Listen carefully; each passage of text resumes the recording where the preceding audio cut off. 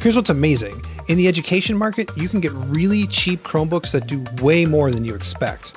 But in the terrible camp, Google's been trying to push the state-of-the-art forward with partners, and the hardware hasn't gone that well. Google's also trying to get Android apps to work well on Chrome OS, and that also isn't working. Most of all, we haven't had a true flagship, spare-no-expense Chromebook since the Chromebook Pixel 2, which was 2 years ago. Spare no expense, you say? How about a Google-made Chromebook that starts at $1,000 and can go all the way up to $1,650? It's this, the Pixelbook, and I can't tell if it's taking on Windows or the iPad or what, but I can tell you it's a pretty incredible piece of hardware. Now, this is a laptop, and laptops mean specs, and so we have to start there. Basically, if you're hoping for a high-end laptop spec, there's actually a pretty good chance that it's here. The base $1,000 model comes with an Intel i5 processor, the 7th generation Kaby Lake. That's paired to 8 gigs of RAM, which is quite a lot for a Chromebook, and there's also 128 gigs of storage, which is also a lot for a Chromebook. The touchscreen is 12.3 inches in a 3:2 aspect ratio, which works out to 2400 by 1600 pixels. There's 2 USB-C ports, a headphone jack, a backlit keyboard, and a battery that Google says is good for around 10 hours of mixed use. There is no SD card slot though. If you want, you can drop money on a faster processor, more RAM, and more storage, all the way up to that $1,650 for an i7, 16 gigs of RAM, and 512 gigs of storage. You can also spend an extra $99 on this all-new Pixel Pen, which is a Wacom-style stylus with pressure and angle sensitivity.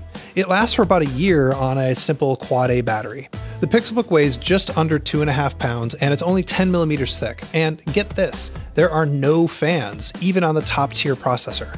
Those are the specs, which are important because if a $1,000 Chromebook didn't have top-dollar specs, that would be bad. Now let's talk about design. Damn if this isn't one very good-looking, well-made laptop. It's entirely aluminum, and it shares some of the design with the Pixel phones because it has this glass shade on the back for the Wi-Fi antennas. When you have it closed, it looks pretty much like a solid hunk of aluminum, except for the hinge and this indentation for the keyboard. The palm rests are made out of, as Google calls it, advanced silicone, but they're comfortable to rest on, and they also protect the screen from the keyboard. When you flip it around, they also double as anti-skid feet. The trackpad is glass, and it feels just right. The keyboard has 0.8 millimeters of key travel, which isn't very much, but it feels much more like a traditional keyboard than what you'd get on, say, a MacBook or the Surface Pro tablet. And really, I just dig the aesthetics. There's this symmetry between the pad on the keyboard deck and the shade on the lid. This is a kind of design that I think Google could stick with for a very long time, and I kind of hope it does because it's great. Google is also introducing some big changes to how Chrome OS works on the Pixelbook. There's a new launcher that looks a little bit nicer, and it makes it easier to distinguish between Android apps and Chrome apps. You still launch it with the same key, it's the one where your caps lock usually is, and it still has a good old Google search field on it.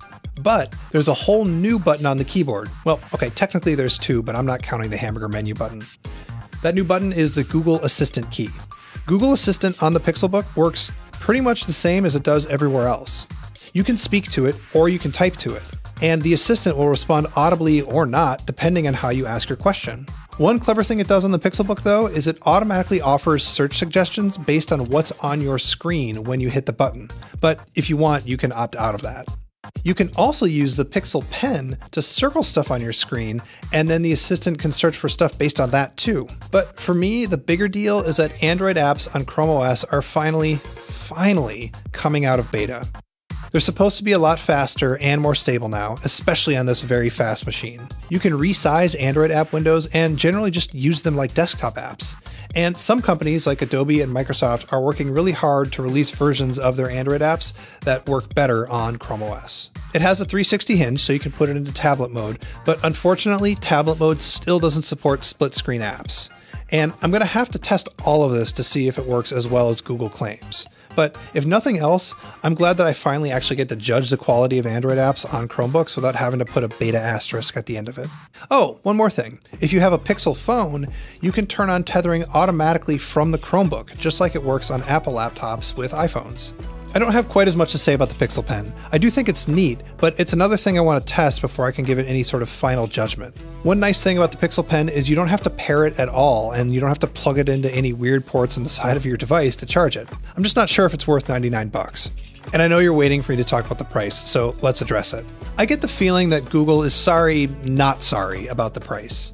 If smartphones cost $1,000 now, why shouldn't a Chromebook? Especially one that's this good. Google is confident in this thing, and it's going to be selling it in stores in the US everywhere starting October 31st.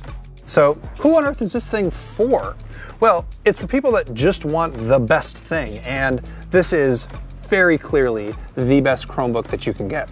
But Google will also tell you that this is about the future. All your most important apps are made for phones, and the web, hopefully, isn't going away anytime soon. And this device is built for that future. And if Google can make Android apps work better on Chrome OS, then that future might actually come to pass.